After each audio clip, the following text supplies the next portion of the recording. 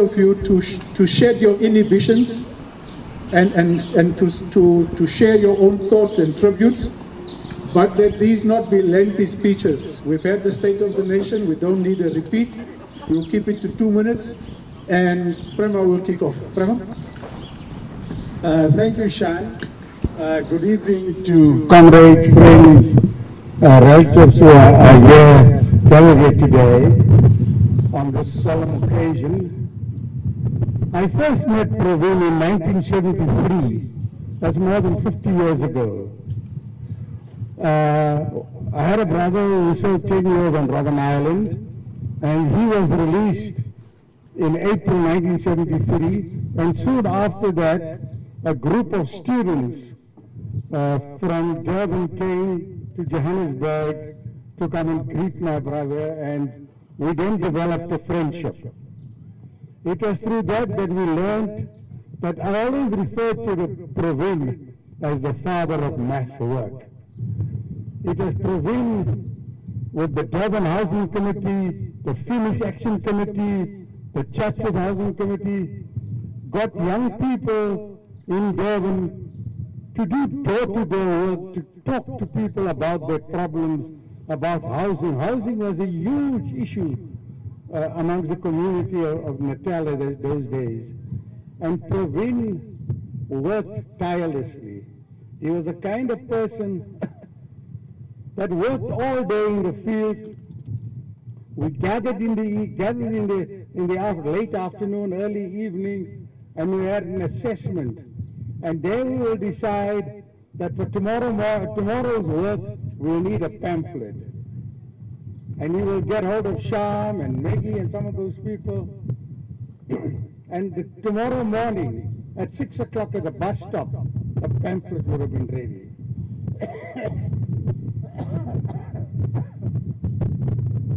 That is the kind of work that Pravin introduced. He played a central role in the revival of the Natal Indian Congress, and then in turn persuaded us to revive the Transvaal Indian Congress, which we also did. And it was this few years I want to send our greetings to the family of Pravin, to Vani, and the rest of the family. Thank you, Shan. Okay. Open mic. Can you take us? Introduce yourself as well to the media. Hello, everybody. I'm Peggy Pillay. I'm from Johannesburg Against Injustice. And we're here with a couple of activists from Johannesburg Against Injustice. It is truly a sad time for all of us.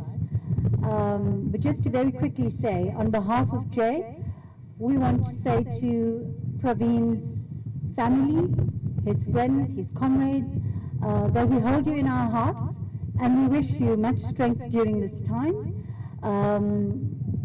We hope that our voices are loud enough in terms of what we say, that it will carry to Pravin. He will hear it, he will feel the strength that we send his way, and that he will recover from whatever it is, like Nishan said, that took him into hospital. I want to just say one thing. It is so odd that Johannesburg Against Injustice was started out on the 19th of September. It was started, and the reason we came together as activists out of hibernation, was primarily because it was the height of corruption knocking on the door of Treasury. And all of us in the country sat up and said, that can never happen. And who took center stage at the time? The anti-corruption hero that took center stage at the time was Pravin Gordhan. And so as Jay, we were very, very pleased that we could make a contribution to the activism that took on corruption, that ensured that it couldn't continue in the vein that it was. And we're very pleased as activists from Jay that we made that small contribution. Thank you. Catherine? Good evening, everybody. This is Catherine, and I'm talking on behalf of Defend Our Democracy, DOD. We too hold our candle and our flame high to Minister Pravin Gordhan. I carry the message of the organization in solidarity with those who have stood for democracy over many decades. There are three attributes of Minister Pravin Gordhan that we'd like to highlight today in expressing our gratitude to a person who has stood firm in the face of many extremes, both before and after the birth of our democracy. Pravin was a true democracy defender and liberation fighter. It was not long ago, in 2017, that Pravin was recalled from London, soon to be fired. Pravin had called on the country to connect the dots. Decisions are being made elsewhere that determine the future of institutions and impact on our country. We should all be afraid. He was referring to the capture of the state, in particular our SOEs, state-owned enterprises. The country was at the height of state capture, from which we are only now precariously starting to recover. The stakes were high, and all that Pravin, Ahmed Kathrada, and thousands of others had dedicated their long lives to was under serious threat. At the same time as his return from London, his dear friend and comrade Ahmed Kathrada passed away. Pravin stood crying at the funeral. It is impossible to imagine what went through his head, heart, and soul at that time. Our souls are not for sale, he said. Later, our country is not for sale. For over half a century, Pravin has been an activist, then public servant of the highest order, serving as minister in 3 departments. Throughout these decades, he stood firm against first the savage apartheid regime and then against the anti-democratic forces.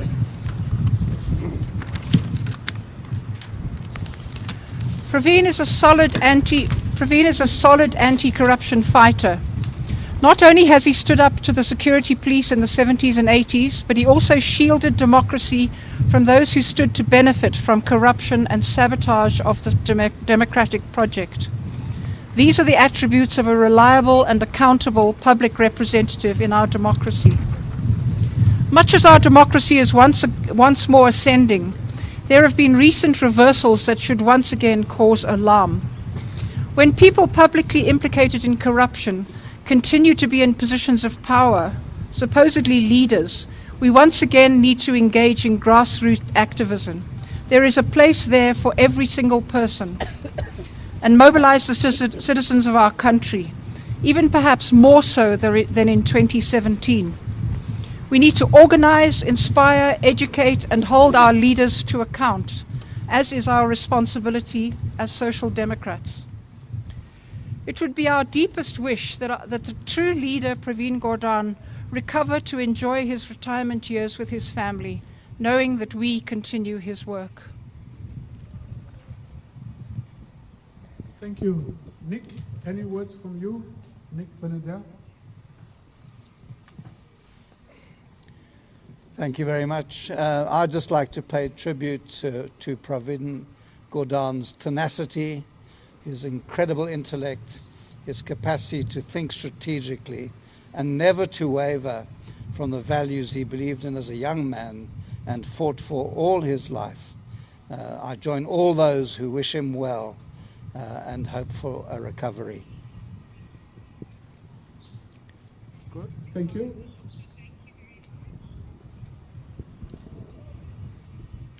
Hi, I'm Pete Richer. As someone who worked with Pravin in SARS for many years, the one thing Pravin constantly insisted is that the emphasis in public servant is on servant, that we are here to serve, and in that he instilled a anti-corruption consciousness within all of us, many of us who came from a struggle background, but also others who had just come up in the normal public service ranks. And he instilled a culture which obviously came head to head with the process of state capture. And many of us, of course, got wrapped up in that process. But Pravin always stood as the leading force in the fight against state capture. We wish him well. His family, we hope, will find the strength to see their way through this difficult time. Thank you. we're on a roll. Anybody else want to just share a short tribute? No? Janet?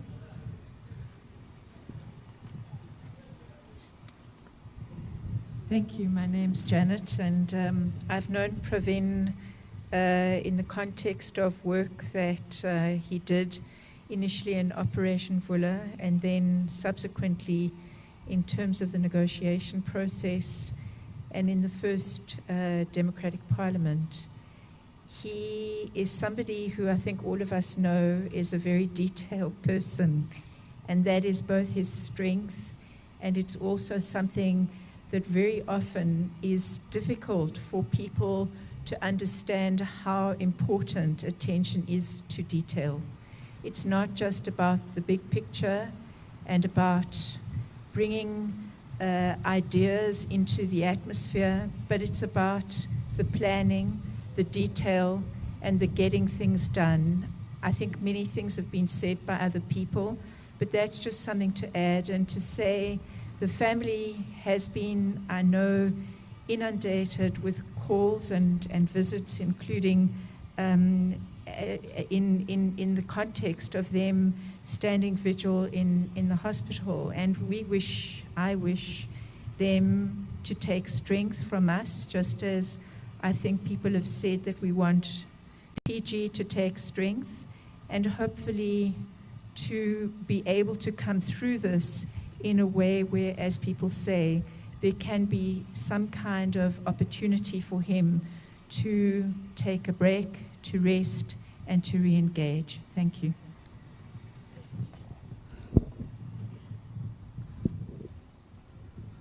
Thank you. I also want to just apologize that we really didn't have time. We sent out the notice for this gathering, I think at about 3 o'clock or 3:30. So there are many others who perhaps would have wanted to have been here, but it's just not possible. We also did this because there is a similar gathering happening in Durban today, and we wanted the two to coincide. But the person who actually called to say, please do something, has now finally arrived. Alf, please come and just do your bit that you promised to do and the reason for us gathering here. Thanks. Introduce yourself to the media. I must hold. No. Hi, everyone. Thanks, Nishan. People, the purpose of coming together is that, as you know, Pravin is not well, and we all felt, because I think it started in Durban with a vigil there, but we all felt that we should do something to express our feelings about him not being well. Lots of activists, and I'm sure Nishan was getting the same, making contact and asking what's going on, what can we do, and we thought an event like this would at least bring people together and allow us to express a little bit of our feelings. Hopefully, Pravin recovers, and that remains a hope, and that he does get a bit better than what he is presently. I'm just going to recall a few things about Comrade Pravin Gordhan. I think firstly, it's very important that when we look at Pravin and the contribution he's made so far, that he's led two major aspects of life. The one, and that's apart from being a very good family person, but the one is the whole area of having been a very important revolutionary and the kind of role he played then. And then the second has been his role that he played in formal government. So both those roles, he had a formidable influence on society. Just a little bit about the role he played in the past. I know him from the 70s, so I'm getting quite old. But in the 70s, he was part of the student movement, part of the student action there, part of reviving the NIC and trying to create in the NIC a mass organization. But I think it was around 76 where they began to seriously ask questions about how do we achieve victory in the country? How does the revolution succeed in the country? And I think it was at that time, Chintown, Phoenix, started to organize communities. And we were young activists at that stage, but it taught us quite a lot. And I'm seeing Peggy behind me here. Peggy is one of the arch people that worked with Pravin at that time. But the whole issue about the thing was, how do ordinary people, how do the masses of our people create revolution? That was the critical question that he raised at that time, and started to build community organizations and wider organizations, I think up to the point of the UDF itself. We learned a lot from him. It wasn't just learning from him about morality, which was an important thing. It was learning about how do you think, what strategy and tactics should they be for the struggle. It was also learning about morality, obviously, itself, and how do you define what you should do and what a radical activist in each context or in each period means. He then moved from there into government itself, and there he held various positions. I'm not going to go through that. But it included a few ministerial roles as well as working at SARS. Now, last thing, the character of the person was an amazing one. He was very helpful. He always helped us. But I think very importantly as well, what he did was to make sure that if you want to come with an idea, a proposal about what you do, you thought about it properly. He was a hard taskmaster, and he made sure that things happen according to how it should have happened. So the one thing he always said, and even as in the budget speeches, was that of hope, that people must have hope. So the message I want to pass to Pravin on behalf of all of us is that we hope that things go well, that we hope that you do feel better, and we hope we are able to interact with you. Thank you all. Okay, thanks, Alf. You can applaud any of the speeches here, if you want to. If you think they're worthy of an applause, please do that. Mamshila Sisulu will really be the last speaker here, unless there's anybody else who would want to just say a few words. Mamshila? This one, yeah. Oh. Good evening, everyone. I couldn't, for the life of me, miss this moment. When I got the poster, I was actually shocked. I thought, oh my gosh. I thought he was only in hospital. I know he's sick, and he's been sick for a while. But it's still very upsetting. And the reason it's upsetting is that he worked so hard, so hard for a long time. And I will not go before he joined government. I knew him then. But when he joined government, I'd like to correct one thing. He didn't work at SARS. He fixed SARS and made it work.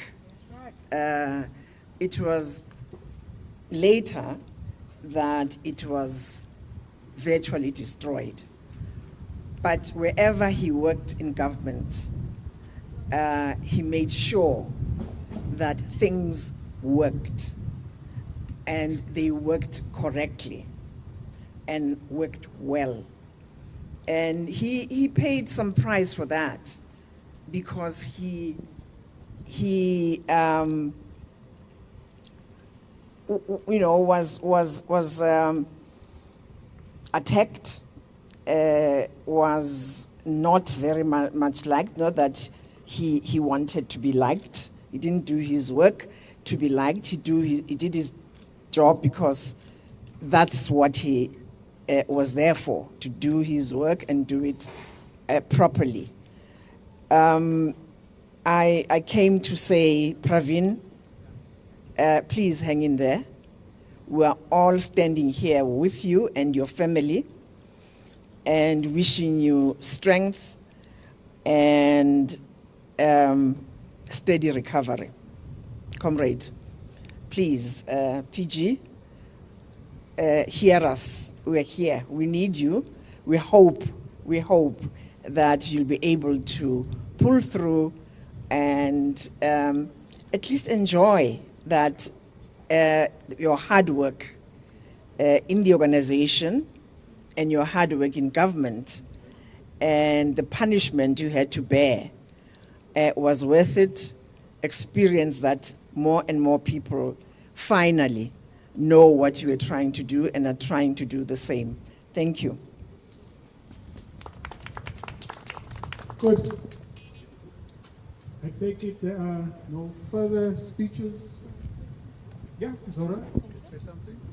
Hi, on behalf of the Kathrada and Arrington family, we wish Comrade Pravin a speedy recovery, strength to the family, and I know Barbara Haugen and Uncle Kathy held Comrade Pravin very, very close to their hearts. He was a minister that led with integrity and honesty, and we really wish him well through this time. Thank you. Good. I am now going to ask Nonkosi to just lead us in the national anthem. And I'm going to ask all of you to keep your posters up, and those of you on the sides to come in so that you stand here as a very tight collective. Those of you this side as well, please, Elf, can we stop the meeting and come this side, join the crowd? Everybody else, get your posters. Okay. Nonkosi, you want to lead us in the national anthem before we depart from here? Nkosi sikeleli Afrika, malukhakangisu ondolayo, izwa imithandazo yethu, Nkosi sikelela thina lusapho lwayo, morena buluka sitshaba sa Yesu, uferitsekintwari matwene, usibuluke, usibuluke sitshaba sa Yesu, sitshaba sa South Africa, South Africa. Et diplom van ons hemel, et dit tret aan ons heer. Onze verwege bergtes, und die Kreuze antwort hier. Sons and daughters come together, and united we shall stand. Let us brave and strive for freedom in South Africa. Amandla! Amandla! Upravinilo na upravinilo, abamaziyo, abazange. The flu. The flu. Everybody, thank you very much for being here. We wanted this to be short and sharp, and I think we've accomplished what we set out here to do today. Thank you all very much. Please go home safely. Bye.